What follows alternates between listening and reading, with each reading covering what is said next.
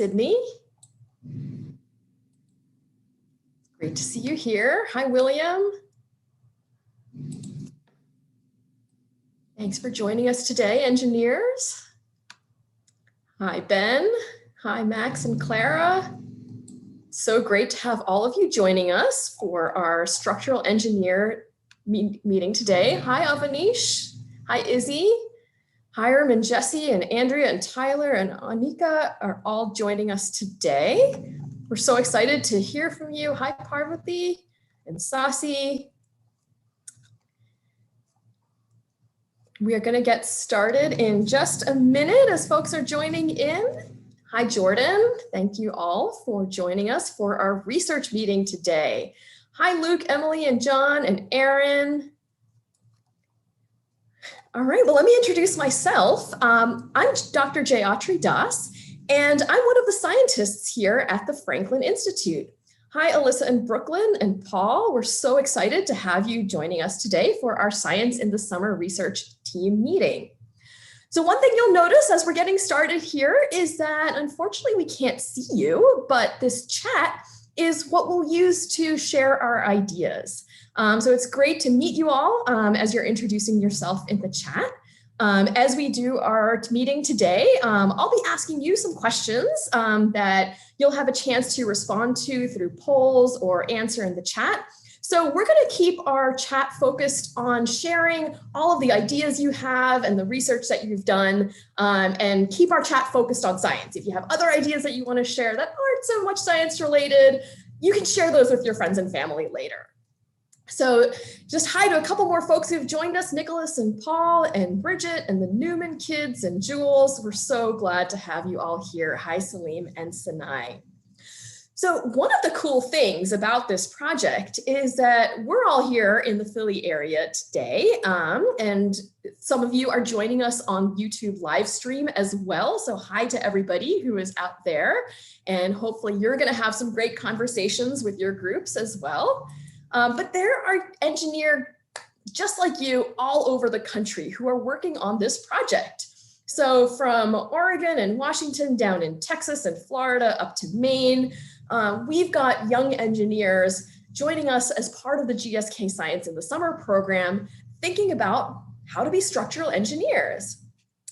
So we're really excited to talk about the problems that you tried to solve and think about what that means for what structural engineers do.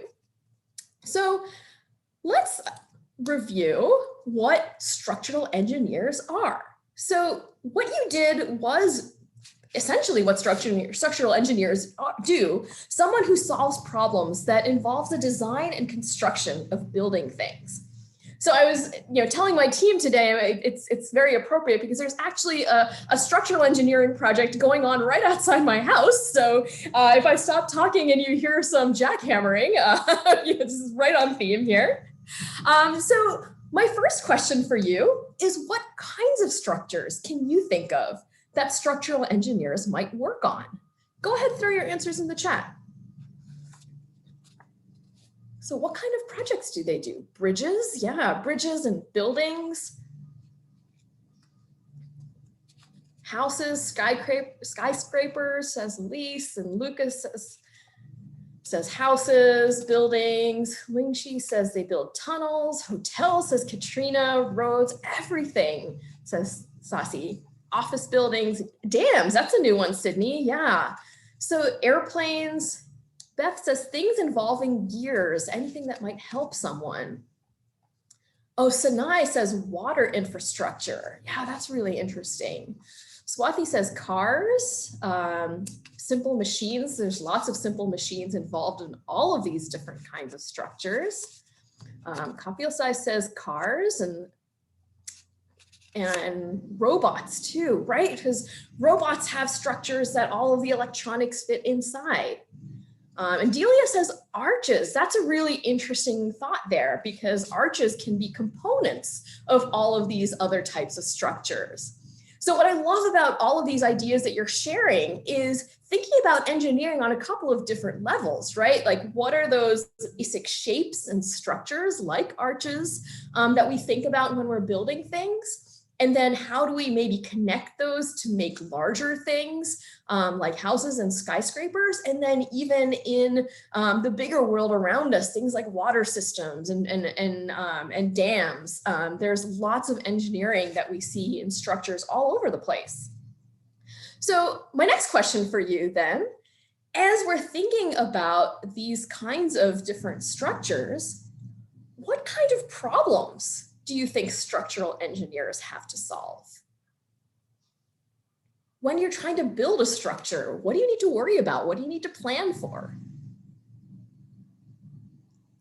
Okay, so Luca says water. Strong and Adelia says the weather. An says the wind. Mason says the strain, the tension, and the elements. Elizabeth is also saying the weather, and Sydney. So Jim is thinking make it strong. Lingji says you need to plan for cost. That's right. Sydney says the strong materials. Kapil say also thinking about taking it down. Yeah. These are lots of problems that we need to factor in when we're building something. The money, preventing from collapse, animals, Claire, that's a really great thing to think about, is we're often building structures out in the environment and humans aren't the only animals out there, right? How does what we build interact with nature and animals and plants that are out there? Let's see, Clara and Max say you have to plan for if your structure doesn't work. Definitely get into a little bit more about that. The tools, Kapil Sai says, right? So do you have the right tools to build what you need? Sasi says space. Do you have the land or to be able to build what you need? So these are all really great ideas, that there are so many factors that go into structural engineering, right? So if we start at the very basic, okay, well, what do we want to build? Do we have the space to build it? What are we going to use to build it? What kind of materials do we have? What kind of tools do we have? And is it going to be strong enough to do what we want? And then we think about, okay, well, how is it going to impact the environment that we're building in with plants and animals and water? And how will the weather impact our structure? So it kind of goes both ways. And then even long term, how does it withstand the environment with natural disasters, right? And then what do we do when we're done with the structure? That's something that we don't always think about when we're building something. But it's a really important thing to think about as we see buildings falling out of use. How do we be sustainable about our buildings too? So we've got some great ideas here about thinking about the different types of materials that are used in structural engineering. Swathi thinks about brick and metal and gold, but Beth points out that we have to think about how to use metals properly so that lightning won't hit at a spot that could do huge damage. And of course, that's something that we really like thinking about here at the Franklin Institute, because Benjamin Franklin was the one who came up with the idea of the lightning rod. And so there's some great questions here. Crystal's asking, how do you know if a building is old without knowing when it was built? That's a really great question. And sometimes you can tell based on what type of materials were used in making the building, because that's another whole part of science, is inventing new materials. And sometimes you can tell from the condition of a material or the type of material about when the building was built, because that might have been the type of material that was being used at a certain period in time. Another great observation from Beth is that copper changes color with time. So sometimes the wear and tear on the material itself can give you hints about how old a building is.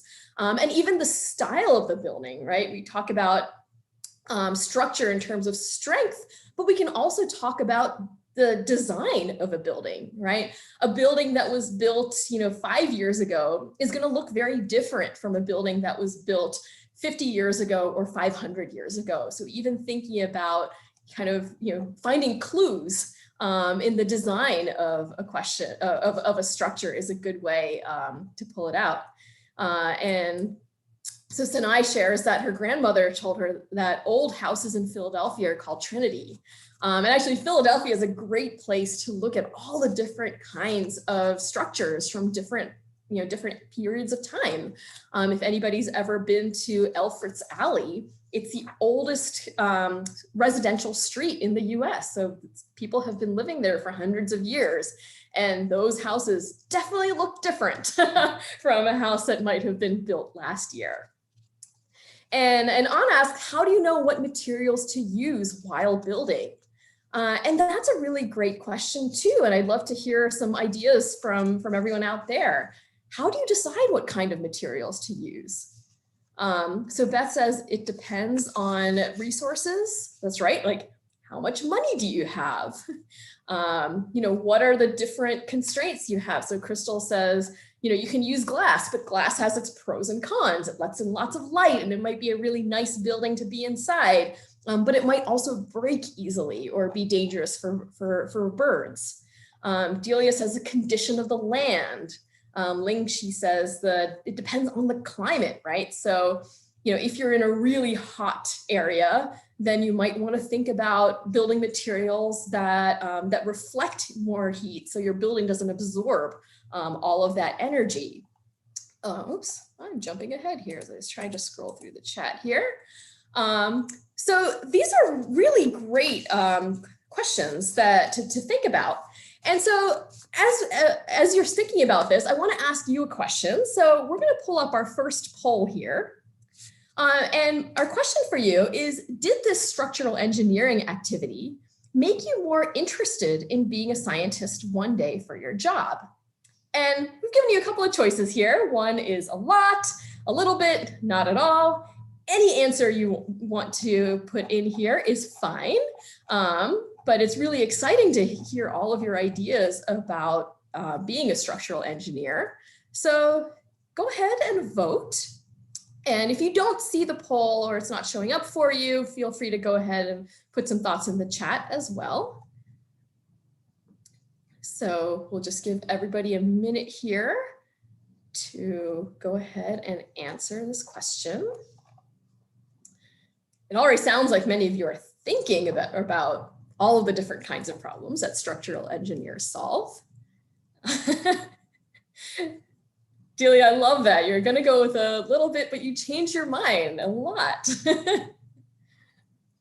And Beth is saying a huge part of structural engineering is the ability to collaborate. That's right, to be able to work with other people. All right, let me just take one more minute and let's see what everybody said.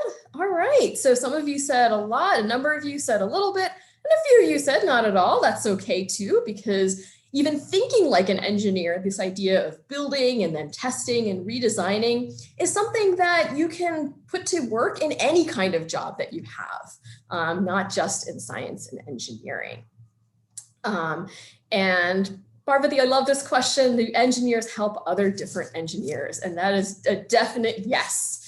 One of the cool things about our Science in the Summer program this year is that you have a chance to do activities of 4 different kinds of engineering. We're talking about the structural one today, but we'll give you a link at the end if you haven't done some of the others. You'll definitely see some overlap in the different kinds of engineering problems that we're looking at.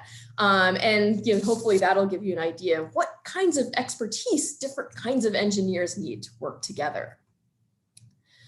All right. So let's talk about the research that you did. Let's refresh ourselves about the problem that we were solving. So we were working with a nature center who wanted to build a bridge on one of their hiking trails to help people cross a river.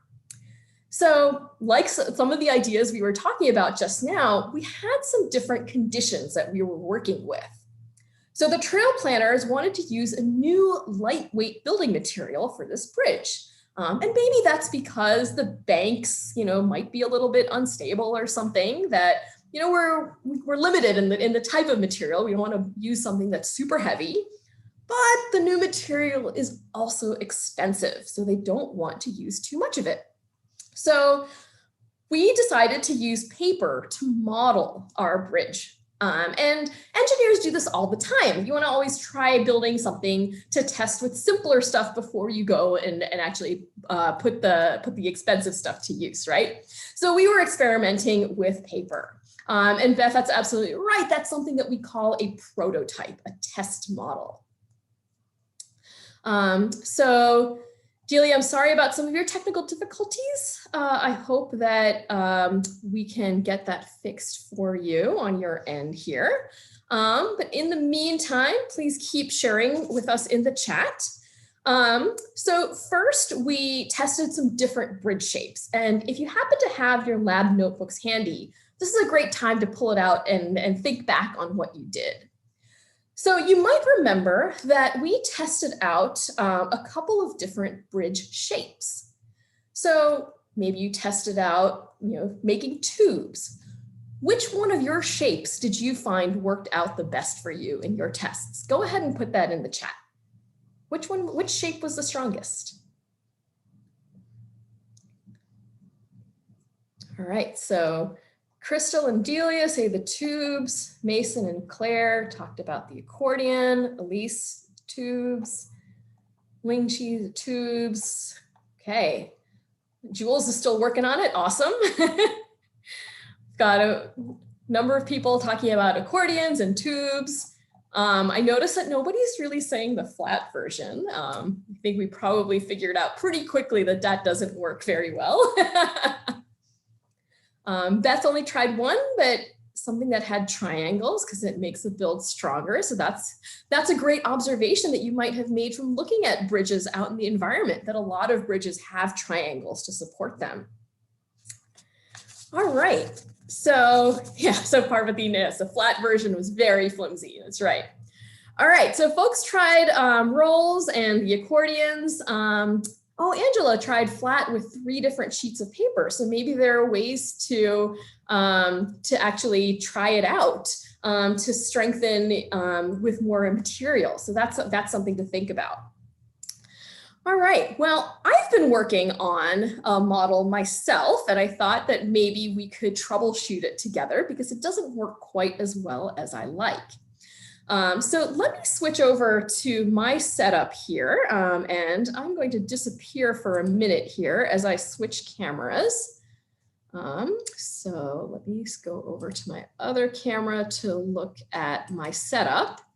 And you'll probably notice that my setup looks probably pretty similar to what you did. I've got a couple of books, and let me stop my slides here so you can see the camera. All right, so I've got a couple of books, over my pretend river. I've got my washers to test out my bridge. And let me show you what I'm starting with here. So this is the first bridge that I started. And I'm looking at a basic accordion fold bridge here. So let's test it out. So we'll put our cardboard on top and my little cup, and feel free to guess, predict how many washers might this bridge hold. So I'll start adding some washers here. Okay, 5, 7, 10, or 15. That's 2, 3, 4, 5. Now, I don't know if you're noticing something, but I'm seeing a problem here, which is that what you can see is as I'm putting more washers in here, I'm seeing the sides of my accordion bridge start to kind of bend out. So it's going down, right, Angela? Keeps getting wider. So how might we problem solve that? What can we do to prevent that from happening? Any ideas? Go ahead and throw some in the chat. And we've got paper and tape, right? So Beth said they're not connected to the ground, and I think Mason's had suggested that as well. How can we anchor it to the ground? So we could tape it to the book or tape it together. I kind of like that idea. So let's try and tape the bottom of our bridge together. I'm gonna take this off for a second and see, I think I need a longer piece of tape here. All right, we are going to tape one side of the bridge. Yikes, the tape is sticking. All right, here we go. We'll tape one side of the bridge to the other side of the bridge. All right, so now our bridge is at least attached to each other. There are two sides of the bridge, rather, attached to each other. So let's see what happens. Uh-oh. Now my bridge is getting wobbly. So that didn't work as much as we might have thought. Let's see what some ideas are here. So we could keep the bridge flat, try and make it stronger. Let's see, cover it with another piece of paper on top, says Talitha. If we anchor the edges, says Sydney, you might also need to stabilize the center. That's right. So we could, Aaron says, make more ridges, put rolls on either side. Delia, I didn't do what you were thinking about. You need to fold it more and tape it loosely. So maybe we taped it too tight. Elise says to support it with 2 layers. All right, so let's see. I had 5 washers in my first version. So I do have another version of a accordion bridge here that does have more folds, as someone suggested. What do you predict for this? Do you think that we'll be able to hold more washers with this version of our bridge? Let's see. And Aaron says more ridges and add 2 layers. All right, so let's try this one first and see what we can hold here. So we had 5 washers there, and let's see, 6, 7, 8, 9, 10, 11, 12, 13, 14, 15, 16, 17. This is looking pretty good. I love this idea of being able to just add more ridges. And this gets back to, I forget who mentioned the idea of triangles. But what you can see is that if you were to look at our accordion bridge from the side, we can actually see that the accordion makes these triangle shapes. And I filled up my entire cup with washers here, and our bridge is still going strong. Let's see, we can even put some washers on the sides of the bridge. So this is pretty good. But let's try one more thing, right? So we know that our material is kind of expensive, right? So what if we tried to build our bridge with only half the material, right? So I've made this particular bridge with 1/2 sheet of paper. So if we were going to try and save some money, we could, let's see, cut this in half here. All right. So instead of using a whole 1/2 sheet of paper, now we're going to try and use less material to save some money and see what happens.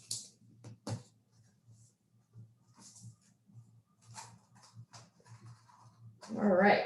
So say that for our bridge, I've probably got about 30 washers here. But say that, having 5 people cross the bridge at once is only 20 washers. Could we be able to support 20 washers with only half the material? So let's see here. There's 5. There's 10, 15, looking pretty good. And there's 20, it worked. Oh, I spoke too soon. All right, so maybe it's not, maybe going down to just half the material isn't quite strong enough. But what we can see is that we can change different parts of the design to figure out how to meet all of the different needs of the project. All right, so let's switch back to talking about what else you all learned. So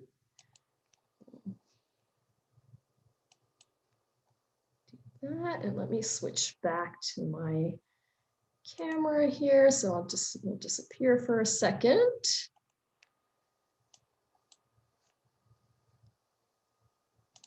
And, all right, and I'm back with you here. So, oops, sorry about that. Okay, so what we saw here is that we first tried to figure out what design was the strongest. And our accordion bridge was working pretty well, but we also knew that we were constrained about how much money that we had to spend. And so once you find one thing that works, then you can start there and try and solve for another problem. So how many different ideas did you try for your bridge? We tried a couple of different ideas here, but how many do you try? Let's see. Ooh, we got a little over 10. Katrina says, yours worked on the first try, maybe. Clara says 6. Parvati says 3 or 4. Angela tried some different material, so some flat cardboard. Delia says a lot. Crystal had ideas for maybe 20. Maybe you didn't get a chance to try them all. Virginia says 7. Elise has tried 10. So that's really important, right? So engineers try again and again and again, right? What's cool is that you're limited by your imagination and all of the different practical things for your particular project, but you can always start with any idea you can think of. So I have some questions for you, thinking about the kinds of bridges that you built. What's a part of your design that you really liked that worked well? Let's see what folks say. I think for me, one of the things that I tried was making the folds of the paper different widths. So playing around with that was really cool. So Mason tried a double accordion. Lee says the tighter rolls. Oh, Ben tried a pillar. So changing the position of the rolls. Delia says, liked it held all the washers that you had. That's awesome. That's really cool. Sassy liked building the bridge. For Sydney, the bridge with the rolls worked well. But it's pretty cool when you start adding the washers, and sometimes it's surprising. Delia, all your washers and a water bottle. That's pretty cool.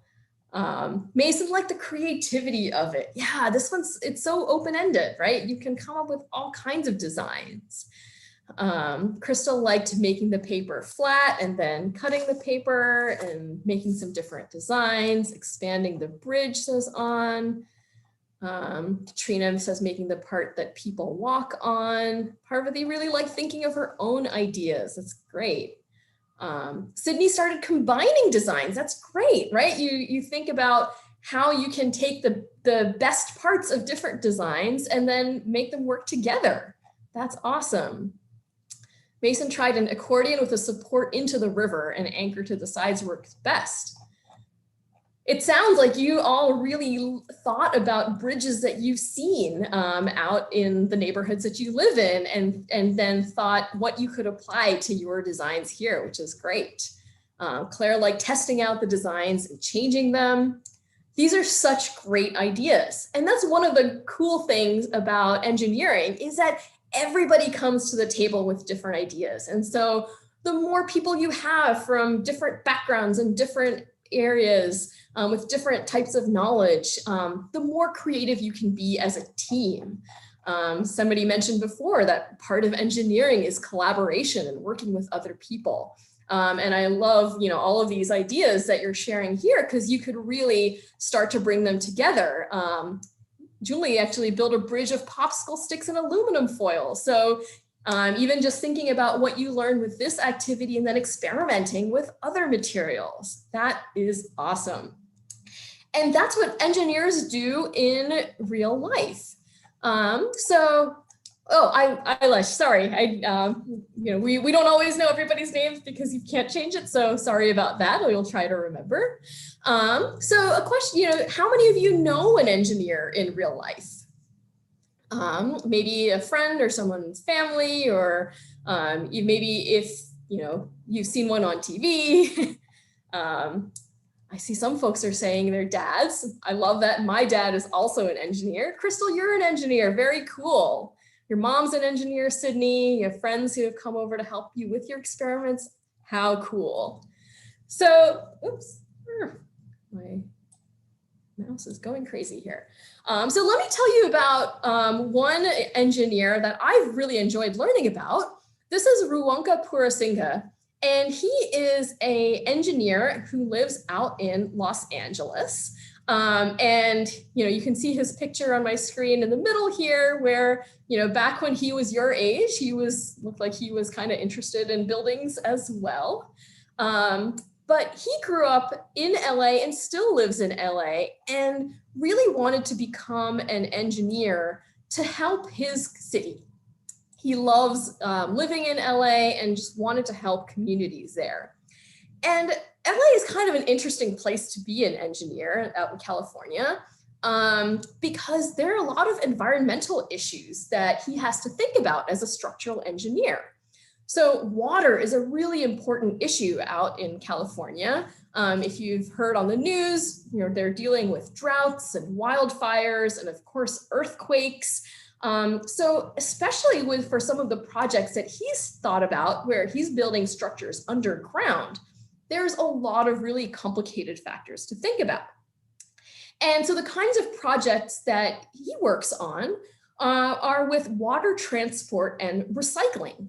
So thinking about how can you collect rainwater, how can you store it to use it for other purposes like farming and things like that. And so he needs to think about some really complicated problems. This picture that you see on the right side of my screen is actually a 1 million gallon tank, a water tank that he designed to collect and hold recycled water for watering plants and lawns in a historic park in Los Angeles.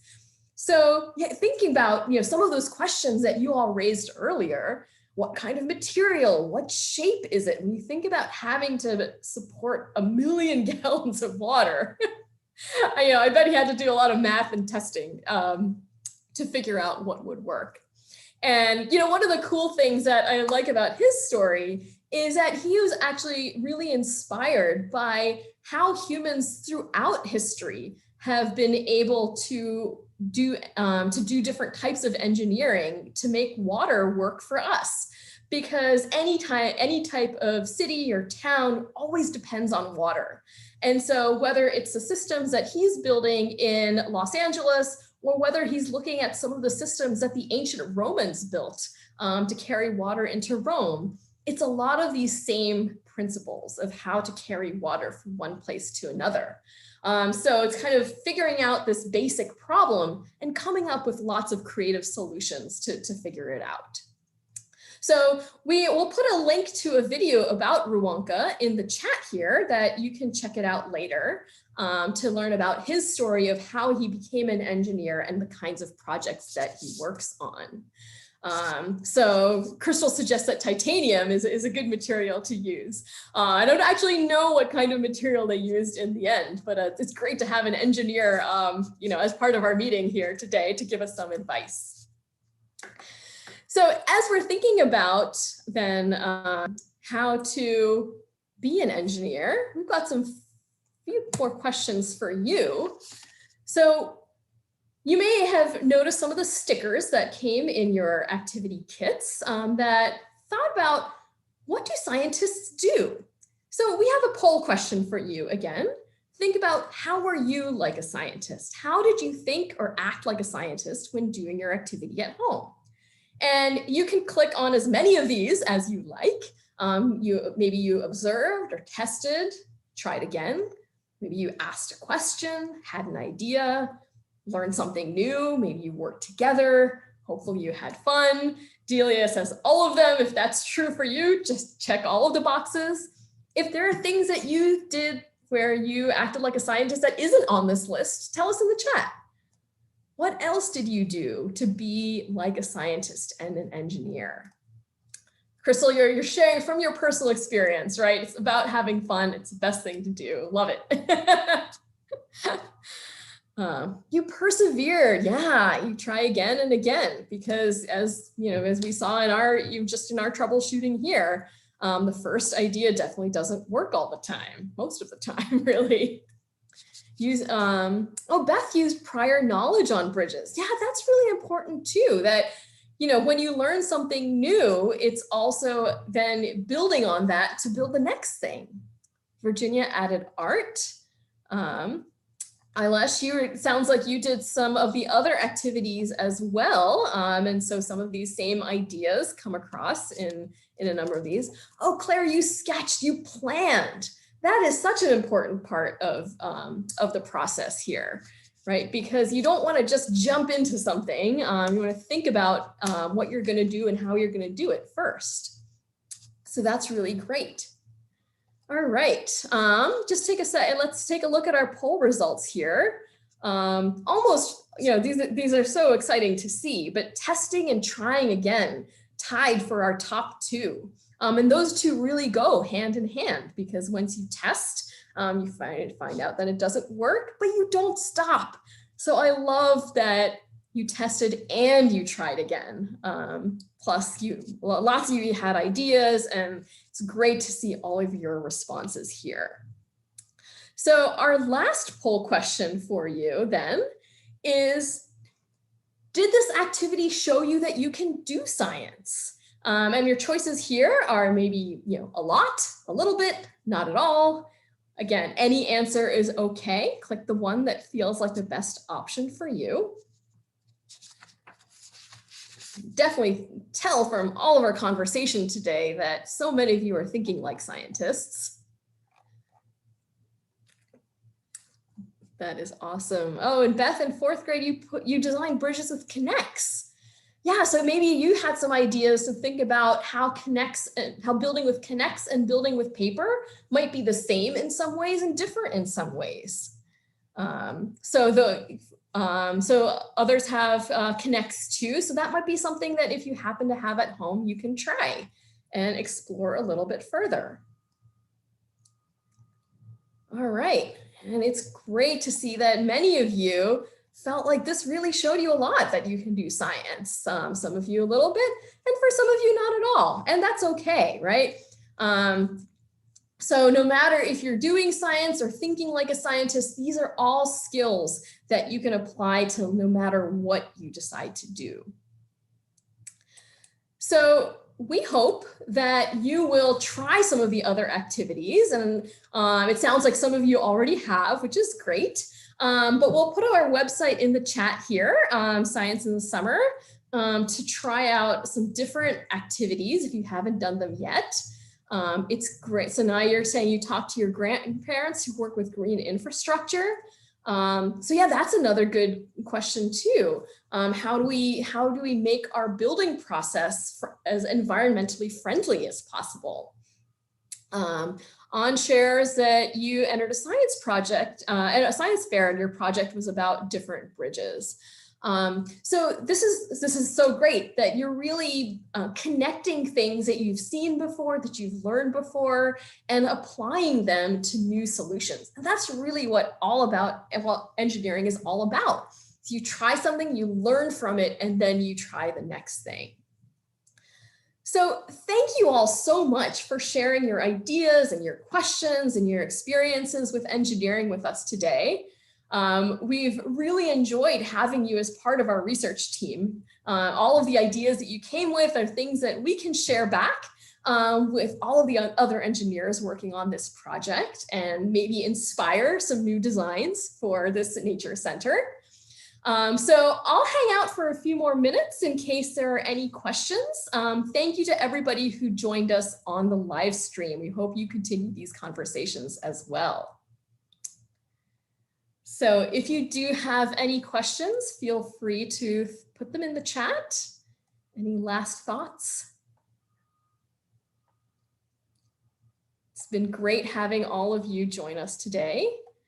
It looks like we missed the link to the video. Let's see, do we have somebody on the back end who's got that? Let's see if I can pull that up here.